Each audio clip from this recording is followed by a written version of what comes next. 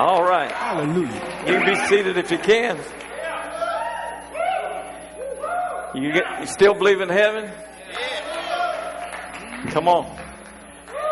You know, you can get in this thing and get so lost in trying to behave yourself and do what's right and live right and forget that Jesus, that's what redemption is. He already done all the work.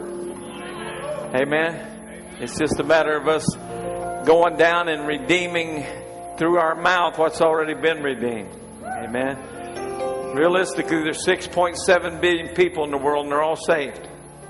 I'm going to let that sink in. They're all saved. They're all paid for. Every one of them paid for. But it wouldn't do no good if I had you, if I bought something for you, left it at will call.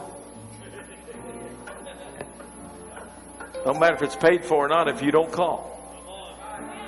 You just leave it there until it rotted. But everybody in the world right now is saved. It's all paid for.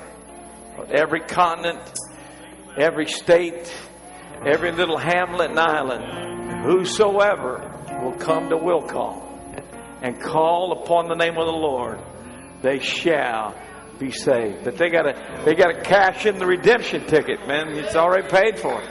But you can't. But people spend so much time trying to make themselves good enough to be able to do that. And I'm going to talk some more about that tonight. The transition of this great faith that we have, what it does for us. It's powerful.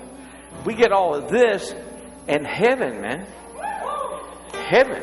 I am not going to Disney World when I die. I'm not going to Orlando. I'm going to heaven when this game is over. A city whose builder and maker is God. Can you imagine?